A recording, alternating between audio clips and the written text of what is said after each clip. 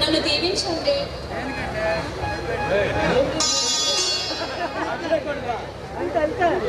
ఈరోజు జనవరి 26 కదండి. ఈరోజు హైదరాబాద్ ట్యాంక్ బండిపై నన్ను గతించిన జ్ఞాపకాలు గుర్తు చేసుకొని మనసులో నాకు పునర్జన్మ ప్రసాదించిన మీకు ఏమి ఇవ్వలేని అభాగ్యురాలనండి.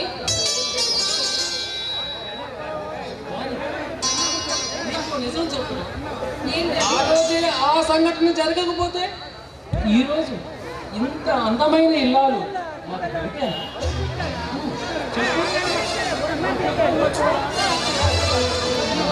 అదంతా మీ మనసుకు మచ్చలేని నిదర్శనం అండి. కానీ ఏ పూజకి పనికిరాని పువ్వుండే ఆ గడ్డి పువ్వును దేవుడి పాదాలు చెంతకు చేర్చి మీ గుండెలో నాకు చోటు చేసుకున్న మహనీయులండి మీరు.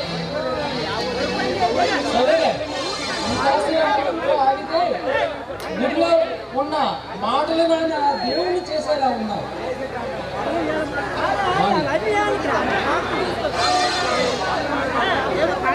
ఏవండి, మీరు కాదనంటే ఒక మాట అడుగునా? మీరు కాదనుకున్నా ఒక మాట విని చాలు. ఏవండి, ఈరోజు మీరు చాలా అందంగా ఉన్నారండి. ఇదే నేను కాదనుకోని మాట.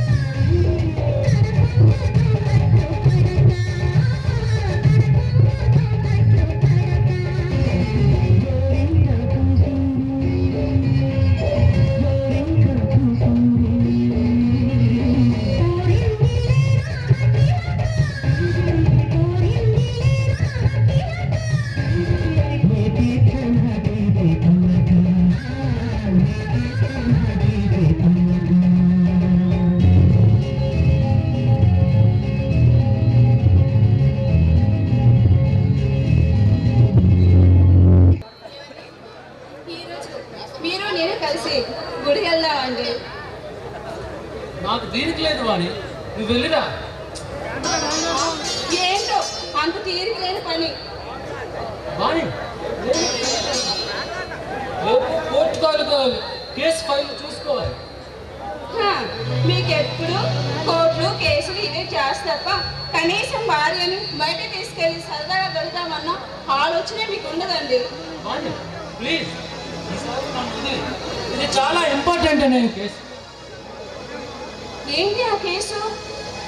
ఓ, ఆ బందిపోటు బల్లదోరదేగా, పెద్ద కేసు అంట కేసు.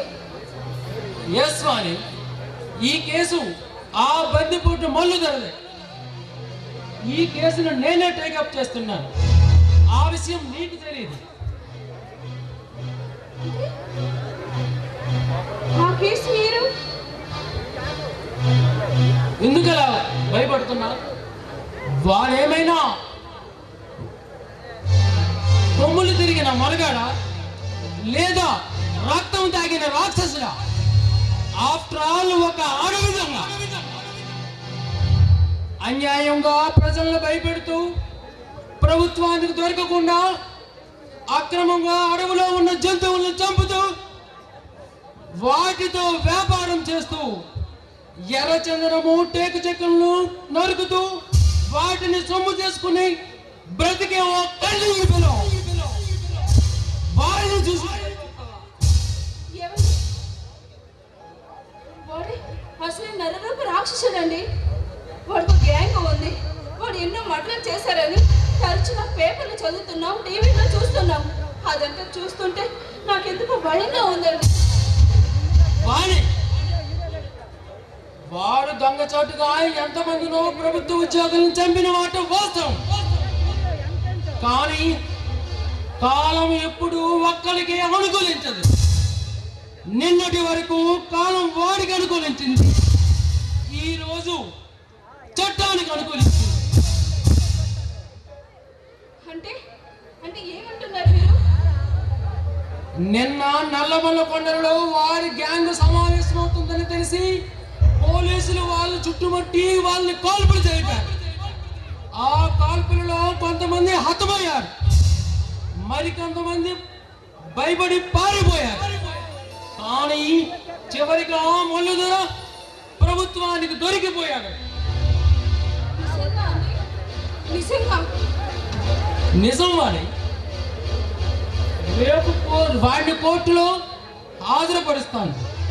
ఆ కేసును చీఫ్ జస్టిస్ గారు నన్ను అప్పగించారు. మరి ఇప్పుడు ఎక్కడున్నాడండి? వాడు ఇప్పుడు మన ఊరిలోనే ఉన్నాడు.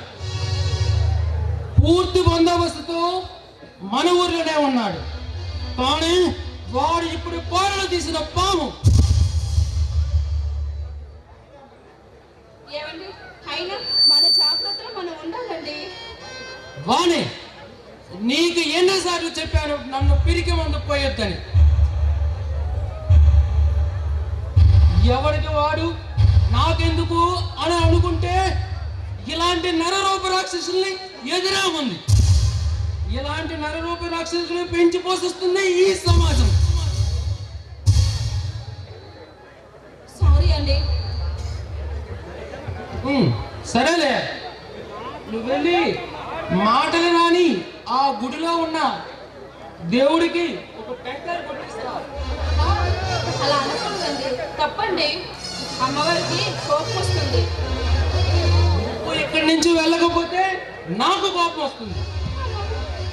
అలాగేనండి, మిమ్మల్ని ఎందుకు కోపం తెప్పించాలి? నేనే గుడికెళ్ళి వస్తాను.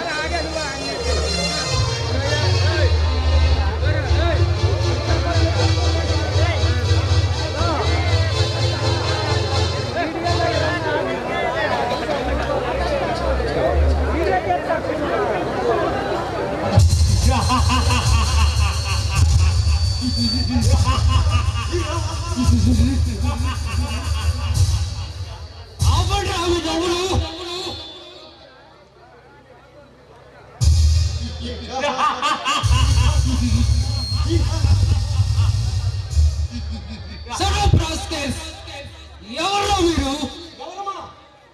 మేమెవరము? ఇంత అవసరమా? ఎక్కడికి ఎందుకు వచ్చినట్లు? నీ పేరు జయశంకర్ కదా? నువ్వు ఒక పబ్లిక్ లాయర్వి అంటే ప్రభుత్వ లాయర్ కదా? రేపు మల్లు గారికి సంబంధించిన ఫైళ్లు కోర్టు తీసుకెళ్తున్నా.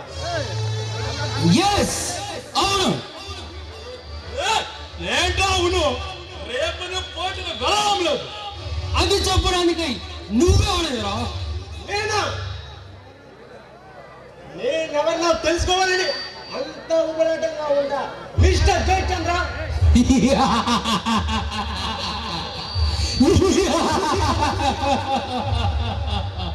ఊబలాటం ఏంట్రా? ఊర పిచ్చుకలు తిరిగే వెదవల్లారా. మిత్రమా, వీడికి మనమేమిటో మన పవరేమిటో మనం ఎలాంటి రాక్షసులో తెలియక మాట్లాడుతున్నాడు. చూడు లాయర్, ఒక్క మాటలో చెప్పాలంటే నిన్ను మేము యమపురికి పంపే యమకింకులు. ఆపండిరా మీ ప్రగల్భాలు. మర్యాదగా ఇక్కడి నుంచి మీరు వెళ్ళకపోతే మీ దొరకి మీ సేవలను కానుకగా పంపించాల్సి వస్తుంది. మర్యాదగా ఇక్కడి నుంచి వెళ్ళిపోండి. చైతన్య, నీవు పొమ్మంటే వెళ్ళిపోయే మామూల మనుషులు కాదు నాయనా. మరి ఎవరన్నా? జయచంద్ర, నీవు రెచ్చిపోయి మాట్లాడుకో. రేపు నువ్వు కోర్టుకి వెళ్ళడం లేదు. అది చెప్పడానికి నువ్వెవడివిరా? అవును చైతన్య, మేము అన్నదన్నట్లుగా జరిగి తేలాల్సిందే. ఒకవేళ అలా జరగలేదంటే తిరిగి రాని లోకానికి వెళ్ళిపోతారు. తమారు ఏ బెదిరిస్తున్నారా? వదిలేంతలో కాదు, హెచ్చరిస్తున్నాం.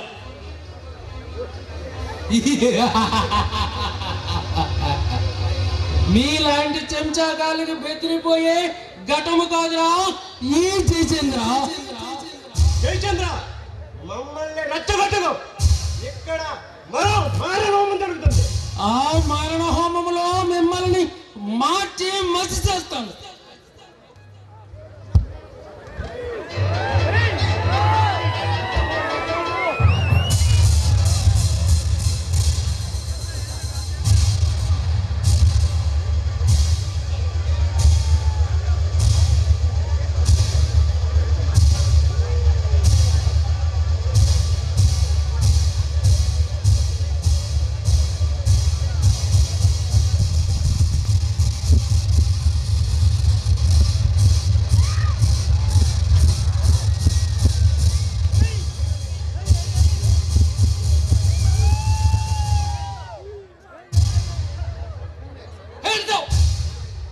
మర్యాదగా చేతులు పైకెత్తండి. కదిలారా కాల్చి పారేస్తాను. జయచంద్ర,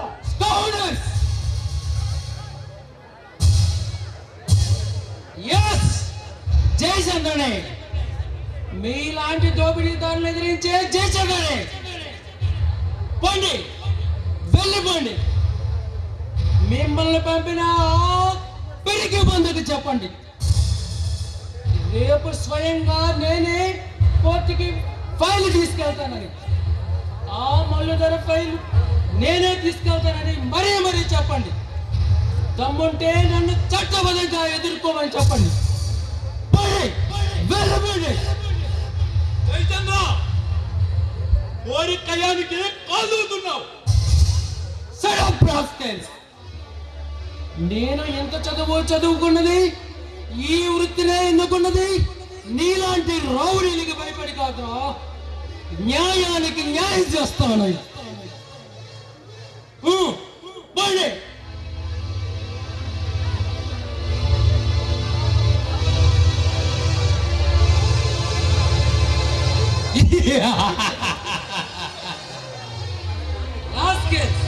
పెద్ద రౌడీలా వచ్చాడు.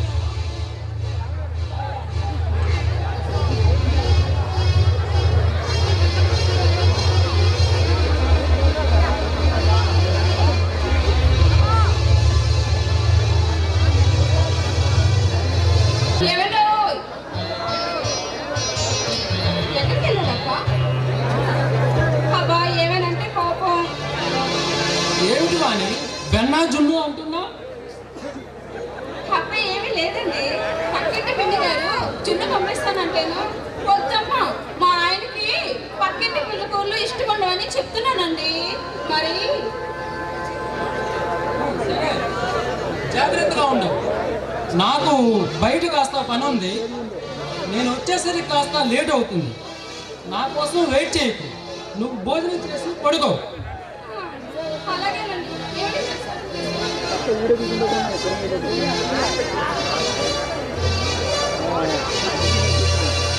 అదేంటండి, కనీసం కళ్ళ కత్తుకోకుండా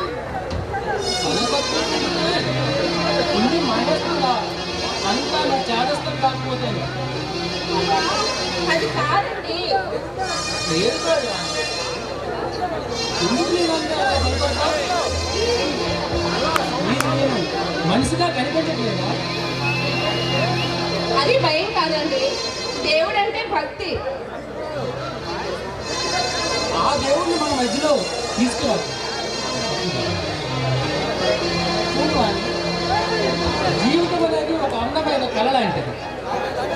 ఆ కళ భయంకరమైనది అనుకోండి, జీవితాంతం భయపడాలి. అదే తీయని కళ అనుకోండి, మనసు ఎక్కడికో వెళ్ళి ఆనంద లోకాల్లో విహారయాత్ర చేస్తుంది. అదే జీవితం.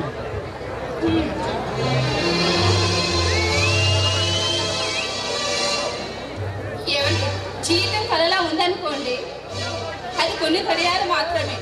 కానీ అది వాస్తవం, ఒక చేతి నిజం. అది అది అనుభవించిన ప్రతిసారి కొత్తగా వింతగా ఉంటుంది. కానీ నిజంగా నీవు నాకంటే చాలా తెలివైన దాన్ని. నీ మాటల్లో ఉన్న చాతుర్యం చాలా గొప్పది. You are really great. ఏమండి, నేను నా మౌనంతో మిమ్మల్ని చాలా నిరుత్సాహపరుస్తున్నాను కదండి. చూడు అని, ఆడదానికి మౌనం ఒక అలంకారం లాంటిది. అయినా నేను నిన్ను కోపగించుకున్నా నన్ను, నా మనసును అర్థం చేసుకున్న గొప్ప వ్యక్తి. నిజంగా మీరు నా భర్తగా లభించడం నేను పూర్వజన్మ చేసుకున్న సుకృతం అండి.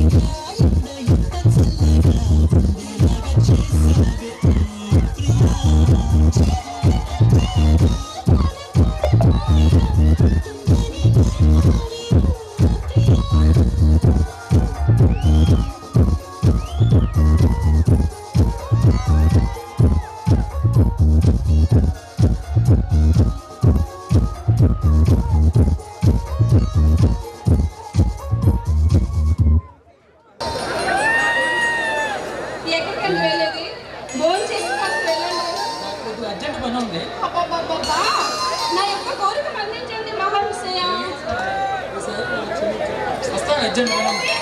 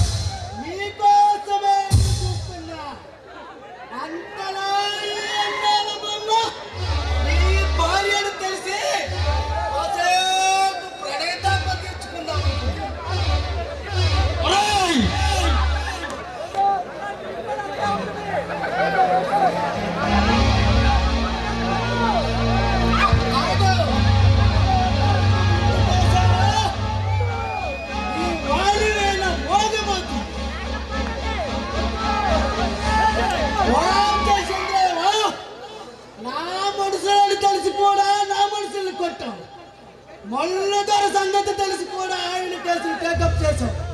నీ దేశంలో నీకంటే గొప్ప లాయర్ లేదనుకుంటున్నావా? చూడు చెంగన్న, నాకంటూ కొన్ని సిద్ధాంతాలు ఉన్నాయి. అందుకే ఎవరు సాహసించకపోయినా నేను సాహసించాను. అంతటి సాహసపుత్రుడు అన్నమాట. సింహబలంగా పిరికి పొంద ఒక ఆడదాన్ని అడ్డు పెట్టుకుని కాదురా, దమ్మంటే నాతో చేయి కలుపు.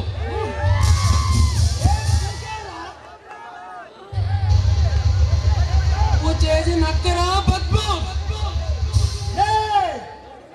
ఈ సింగన్నతో తలపడ్డవాడు తల వేయి ముక్కలవుతుంది. ఈ జయచంద్ర పేరు చెప్తే నీలాంటి దోపిడీ నేరందరికీ ముచ్చముట్లు పడతాయి. అంతటి మగాడు మొనగాలికి మొనగాళ్ళని వెర్రవేగకు జయచంద్ర. ఈ సింగన్న తలుచుకుంటే నీ శవాన్ని కేజీల కమ్మగలరు.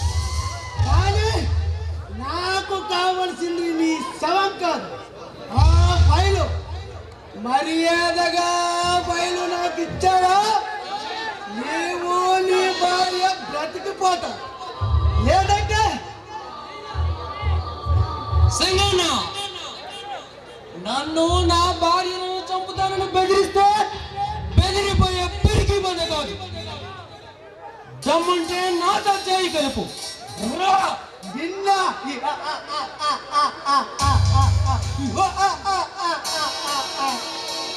ఎందుకురా పిచ్చి నవ్వు? పిచ్చుకుపై బ్రహ్మస్త్రమా? డైలాగులొద్దు. గుండె ధైర్యం ఉంటే నాతో చేయి కలుపు. రా.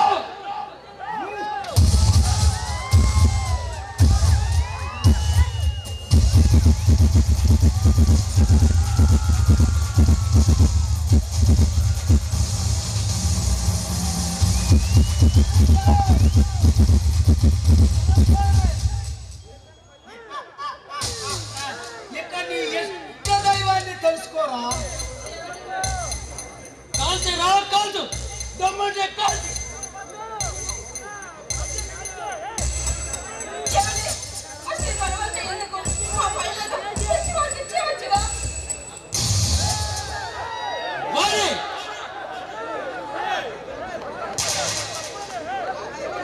రాజయ్య కలకాలం బ్రతికే కంటే హంసై 6 నెలలు బ్రతికిన బ్రతుకు కదా అర్థం ఉంటుంది. అంతేకాని ఒక గోండాకి ఒక రౌడీకి భయపడి లొంగిపోమంటావా? వా చేసిందో వా చాలని ముందుకొచ్చి నిన్ను ముద్దాడుతున్నా నీకు కాస్తంత భయం కూడా లేదు అంటే నీ గుండె ధైర్యం వర్ణించడం పోనా కాదేమో. అందుకే నీకు పట్టుదల ఎంత ముఖ్యమో అనుకున్న గమ్యం చేరాలి అంటే మధ్యలో ఉన్న ముళ్ళ పొదలను తొలగించక తప్పదు. మిమ్మల్ని సంపాదినా ఆ బయలును సంపాదిస్తాను. అది నాకు తప్ప మరెవరికి తెలియని చోటు దాచిపెట్టాను. అయితే ఈ ఇంటిని పేల్చేస్తాను, భస్మీపట్నం చేస్తాను. ఆ బయలు మీరు మాడి మాడి మసైపోతారు.